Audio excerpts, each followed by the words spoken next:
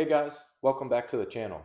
If you're looking to get good at pool fast and learn the most common mistakes across all players, this is the video for you. Before we get started on what I'm going to be covering in the video today, I'm excited to share that I've added super thanks and memberships to my channel. The memberships range from custom emojis all the way down to one-on-one lessons and chats with me in a Discord on my channel. So if you're interested in any one-on-one chat time or lessons, be sure to go to my channel and check that out. And any super thanks helps me quite a bit, so I really appreciate that. But now, let's get back to the real reason why we're all here. We want to get better at pool fast. So I'm going to break this video out into 3 tiers. We're going to start with the basics, where I'll be covering arm angles, different bridge varieties, steady strokes and follow-throughs. Then we're going to progress into the intermediate tier, which is based on key mistakes that I've noticed over the years of playing. The first key mistake we're going to talk about is around the break. Then we're going to get into the speed of stroke and different shot speeds and how they affect your setup and your probability of making the ball. We'll finish that section with what I think are the biggest key mistakes and their mental mistakes around confidence and indecisiveness. So we'll cover those, and then we'll get into the final, most important tier of this video, which is around strategy. So if you're one of the players who feels good with their stroke, their stance, you have no problems making balls, but you still find yourself losing matches, this is the section for you. We're going to be covering when to take stripes versus solids and how to make that decision at an open table after the break. Then we're going to get into different rack patterns, and I'll show you how I break down the rack to give you the best odds to run it out and win the game. Finally, we'll talk about problem balls and when you should be breaking out those problem balls and how it will make such a big difference if you break the problem balls out early than wait till the end. And the final, most important part of this video is around the two-way shot.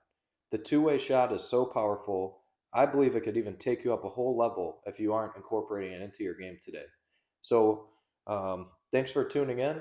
Let's get into the lessons. Appreciate you guys watching. Thanks. Let's start with probably the most basic of all, which is the angle of your arm when you're hitting a pool shot. So I always like to think of my arm as a pendulum that breaks from the elbow.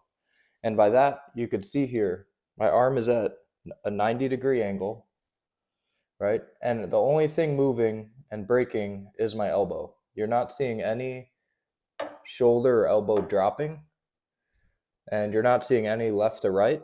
Your elbow should act as a pendulum, allowing you to hit a consistently straight shot. The second thing, once you have your arm at 90 degrees, and to test for this, you can see the difference. If I grip my stick way up here, I'm inside 90 degrees. And if I grip my stick way back here, I'm way outside 90 degrees. So find the balance point of your cue, jostle it around a little bit, and find that 90-degree angle at which you're going to stroke. Now that you have that done, you want to make sure that your stick is tucked in on your body and not way out here, right? So if I'm down on a shot and my arm's out here, it makes it easier for me to be turning that cue, not hitting center on the cue ball. So make sure your stick is tucked in, not out here, not way inside, and make sure you have that 90-degree pendulum. Now we're going to be talking about bridge variety and the different types of bridges that I use most commonly. There's 2 different sets of bridges, I would say. One is an open table bridge, and the other is a rail bridge. And so for me, open table bridges, there's really only 2 that I use. Now before we get into which bridges I feel are the best, one thing is for sure across all bridges, and it's that your bridge hand is stable. When you put your bridge hand down on the table, whether it's an open bridge, a closed bridge, a rail bridge, whatever it might be, think of if someone were to walk by and tap you or bump into you, you should not fall over and be out of line. Your bridge hand is your balance point and should be very stable on the table. I see a lot of people make bridges and they have, one finger on the table and it's super wobbly and not controlled. Or they're open bridge hand, but they don't have their bridge hand on the actual table. So for me, the two bridges I use on open tables, if I'm playing a stop shot or a low shot or backspin, I use an open bridge. And I feel that that gives me the most amount of flexibility to hit this ball in, spinning the cue ball back. Now if I'm on the open table again, and I'm playing a shot with topspin, I tend to change my bridge to a closed bridge. This gives me the most control to move the cue ball forward. Okay, now that we've talked about open table bridges, let's talk about rail bridges. So for a rail bridge, you want to remain parallel to the ground. Your stick should be parallel or level with the ground. Just because you're near the rail doesn't mean you need to be really high up with a high cue angle, jacked up, which would more commonly miss the ball than make it. Get down on the shot. Set the bridge on the table. Set the cue on the table. Bridge number 1, I place my hand on the back of the rail with my pointer finger curled in to act as support, and my hand is like almost cupped onto that rail. Very sturdy bridge, allowing me to maintain control and make the shot. The second bridge is if you're a little further off the rail, I like to take the peace sign, similar to our break shot, and tuck my thumb in under it, keeping my stick level and just using the rail as my speed and these two fingers as my control. It's very important, no matter what bridge you use, again, to make sure it's stable and also make sure that your stick is level to the ground and the playing surface. The last thing we're going to cover in the basic section is your stroke and follow through. What looks wrong here? I'm poking at the ball. I'm jabbing it. This causes it more times than not to spin off course, or even worse than that, if your stick is elevated, to jump off the table. What's wrong with this one? Everything looks good.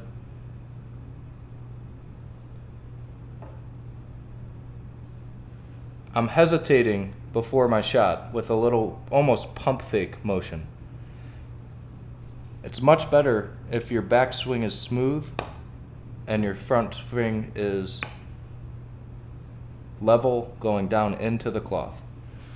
So we want to make sure, 1, we're not poking or punching at the ball.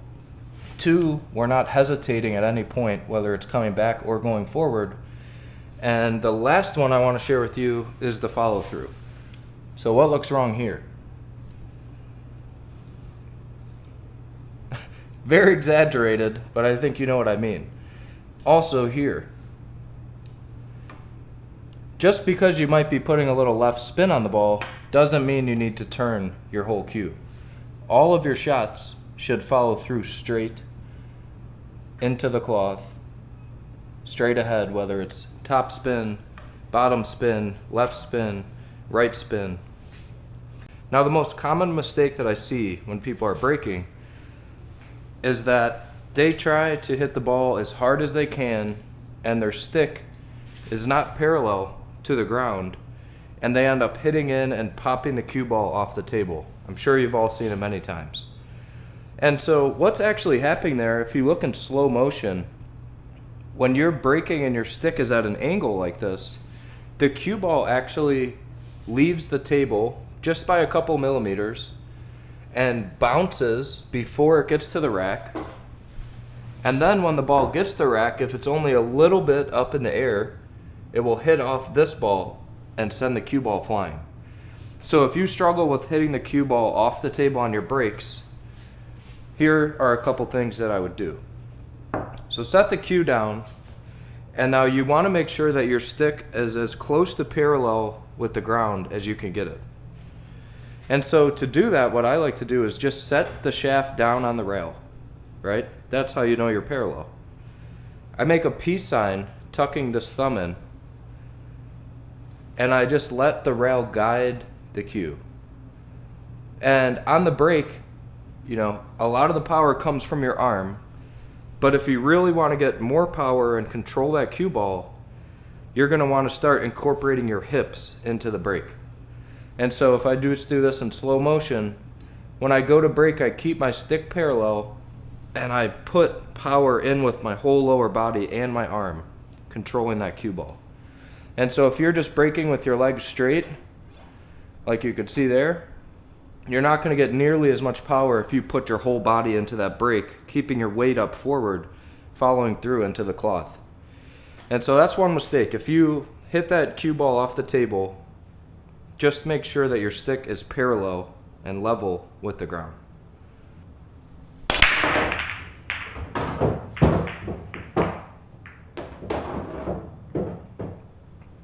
Let me demonstrate one of the 8 on the break breaks for you. We'll move on to the next lesson. In this break, instead of hitting at the head ball, you're going to be hitting at the second ball in the rack. And if we're just talking about mistakes here, it's a lot easier for people to jack up their cue to an angle when you're close to the rail like this. And so I'm just going to be discussing the bridge that I use on a break like this. You never want your stick to be up in the air or you risk shooting the cue off the table. So again here, set that shaft down on the rail. It might seem a little bit awkward at first because the rail is pitched in a little bit, but that's why we're going to use these 2 fingers in the peace sign to guide the cue and keep it stable. So make the peace sign over, keep that stick parallel. You could see I can't go any lower than this, otherwise my stick will come up, but I'm right about at like the maximum level of parallelness, if that's a word, that I could be. And you still just want to have a smooth stroke, power through with your hips, following straight into the cloth, hitting that second ball, and we should see the 8 ball come out of the rack.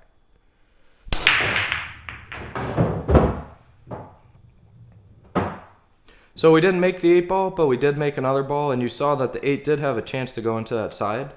And so always remember, keep your stick parallel, let your hips bring in the power, and you should start breaking a lot better. Let's talk a little bit about speed of stroke. This is a big mistake that I see people make all the time in games, where really all they have to do here is play a stop shot or roll that in at pocket speed, and instead they hit it 100 miles an hour. So I'm going to demonstrate one shot for you, and we'll think about what went wrong with that stroke, and then we'll shoot it the correct way, and we'll see the difference it has on our shot shape.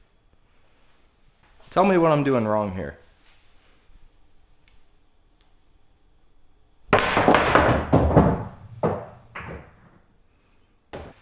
So that shot was all over the place. Let's talk about the few key mistakes that were made during that shot. Number 1, I was jacked up like this. My stick is nowhere near parallel to the ground, and there's no need for me to be that way on the shot. Instead, bring the stick down and get lower onto the cue ball so that you can actually see the shot and make it.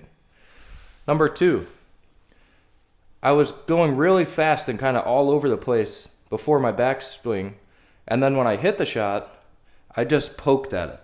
This is a very common mistake that I see. Instead of following through smoothly into the felt, people tend to poke and move their whole body, pulling up. Also, after I hit the shot, I stood up right away. It's better to watch the ball go in before you stand up on the shot. And lastly, I hit it with way too much speed. There is no need to blast the ball into the pocket on a shot like this when you're just trying to play a stop shot. And so I'm just going to go through how I would shoot this ball and talk to you about that. So number 1, I already know what I'm going to do before I get down on that cue ball. If you ever get down on the cue ball and you're indecisive, like, oh, should I go top? Oh, maybe I'll go low. What speed? How do I? And then you go to shoot the ball and you miss it. So envision the shot before you get down. I'm going to hit this with a light speed stop shot, setting me up for the 8 ball. Okay, now that I know that, I'm going to get down. My bridge hand is stable. A couple smooth backswings. Nice, smooth, straight follow through. And that is how you make that ball getting shape on the 8 to win you the game.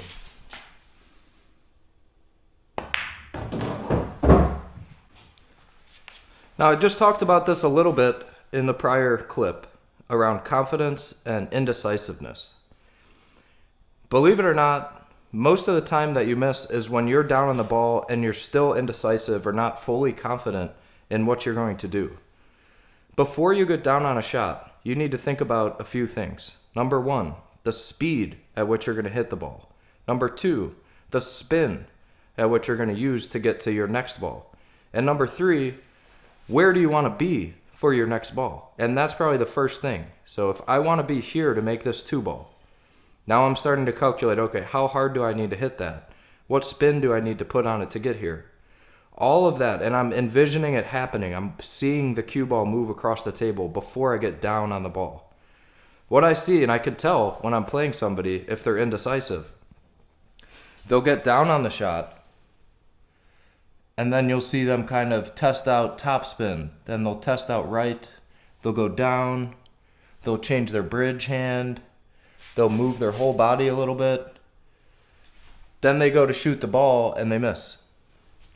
And so what I always preach, envision the shot before you get down on the shot. And if you get down on the shot and you're not 100% sure with what you're going to do, stand back up, readjust, take a lap around the table. Especially for more difficult shots, you'll see a pro use an extension in this moment where they really need to be sure at what they're going to do. Okay, you've made it to the best part of the video, which is if you already feel good about your bridge and your stance and your stroke, and you're great at making balls, but you still find yourself losing games, it's most likely due to the strategy and the patterns and the way that you're playing the rack. And so I'm just going to discuss with you how I make my decision whether I'm going to be stripes or solids very early on in the game. Now, a lot of people move fast at this point. They break, they're so excited, they made a ball, and they just fire in their first shot without thinking about the rack pattern or which solid or stripe is better for them to be. So there's a few different things that I consider here. Number 1, how many problem balls do each stripe versus solids have? And in this rack, for an example, that 12 ball is a problem. It's blocked by the 5. It's a tight shot on the 4. It's very difficult to get on that 12 ball. This 9 ball can also be a little bit of a problem, but what I'm thinking about is I have balls that I can set up to make that 9 ball with. So to me, that's not really a problem. In this case, there really is only one problem ball, and that's that 12. And so I would be looking to take solids in this rack. Question number 2 I always get asked. When should I deal with the problem ball?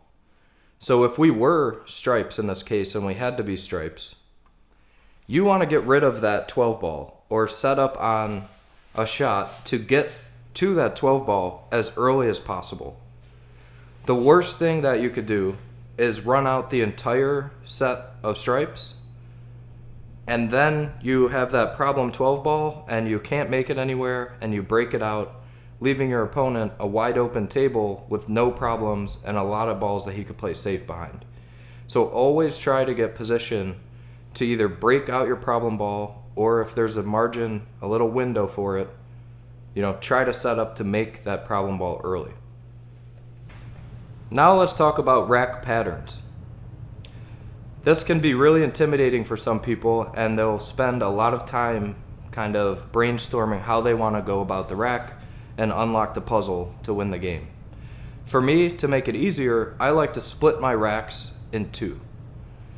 So I have the first set of balls that I'll be making, and then the second set of balls I'll be making, which hopefully gets me close to the 8 ball. And so I like to go through my racks backwards. Let's start with, how do I want to make this 8 ball? The easiest way for me to make the 8 ball is by playing a stop shot on that 7 ball, and I'm straight in on the 8. What you don't want to have happen is your 8 ball is down here, and your only solid left is the 6 ball. That forces you to have to make an all-star shot on the 6, coming all the way back down the table for that 8. And the odds that you get good shape on the 8 are a lot less than if you just had to roll that 7 ball in to make the 8. And so if I were to split this rack into 2, I would say this 3, 2, 7 is the second half, and this 1, 5, 6, 4 is the first half. And the 3 is sort of my transition ball to go from this side of the table down to this side of the table, getting me shape on the 2 or the 7 to get good on that 8 ball at the end of the game. So always try to run your racks backwards from the 8 ball and split it up in half, and it will seem a lot less intimidating to run the rack than if you just went for a free-for-all trying to get out. And again, always break out your problem balls early if you have one. You have ball in hand, your solids. What do? This is where people get really indecisive because there's so many different ways to run a rack. So as long as you keep these few things in mind, you should have a lot better odds to get out and win the game. Number 1, assess your problem balls. In this case, your 7 ball doesn't go anywhere. If I look over here, it doesn't go past that 8 ball. I can't make it down there. And so a lot of people with ball in hand will get nervous of that, and they'll say, oh, I'll deal with that later. Let's start down here. That is not the way to go about it. If you have a problem ball and you have a ball close to it that you can break it out with, it's better to break this out early. With more obstacles on the table, you'd rather have your opponent up to shoot with all these balls left rather than just your 1-7 ball and all their balls wide open.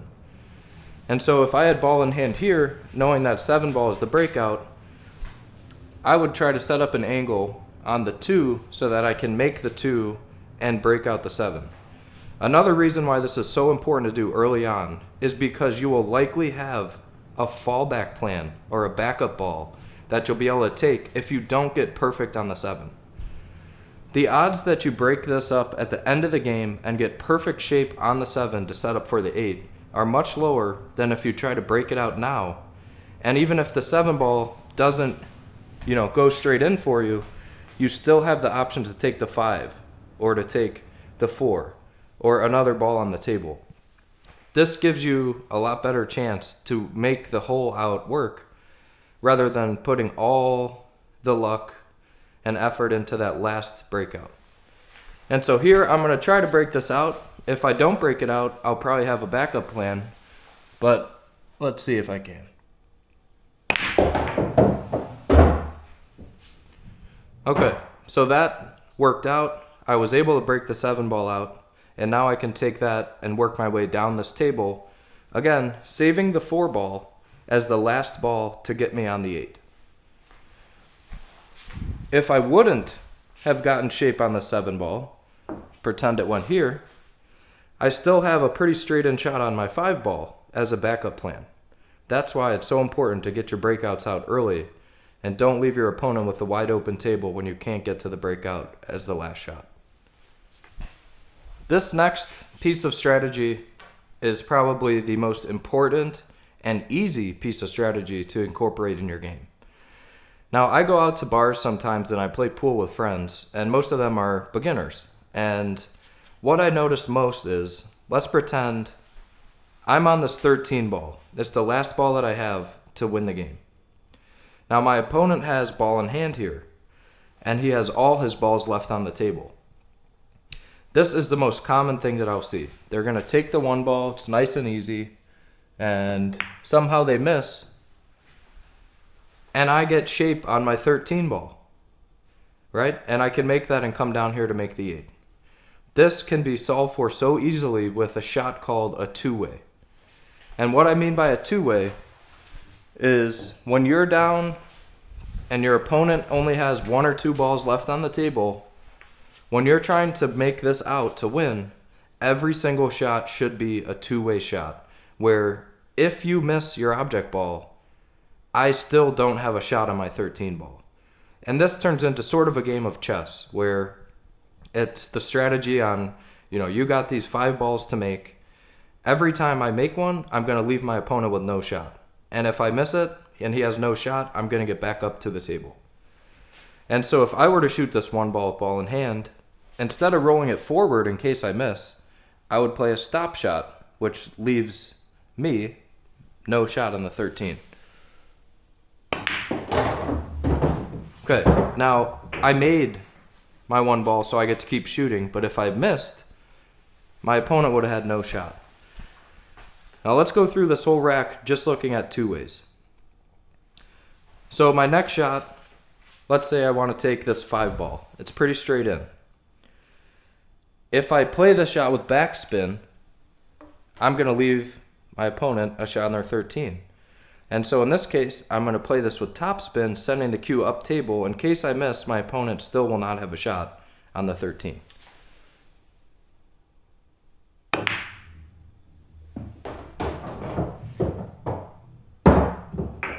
Okay, so I made it, so I'm going to keep shooting. But again, if I would have missed, it would have been really hard on my opponent.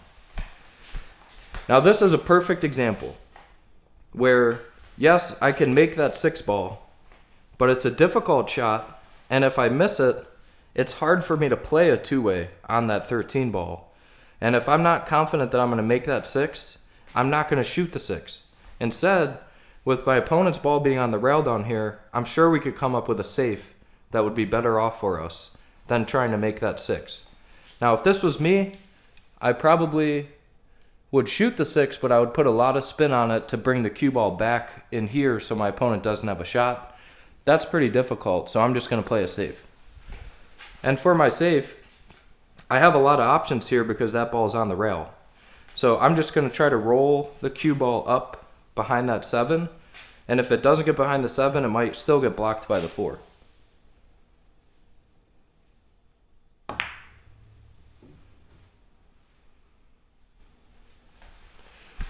Okay, so by playing that shot, my opponent now has a really difficult cut. I'm going to get down and try to shoot it. Okay, now I missed. This is another perfect example of where I would use a 2-way now. So instead of hitting this 7 ball with topspin, bring the cue up there, I would play this with backspin, so that if I miss, my opponent is blocked by the 4. It's a 2-way shot. If I make it, I still get to keep shooting and I can take the 4. So let's see what that looks like.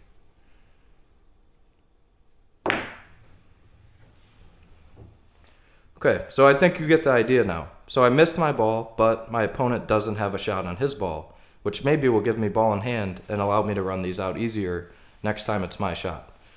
The 2-way is so important to win games. If you're just going out to bars with friends, I promise you will win so many more games if at the end of the game, when your opponent only has a couple balls left, you start to incorporate 2-ways into your strategy in your pool game.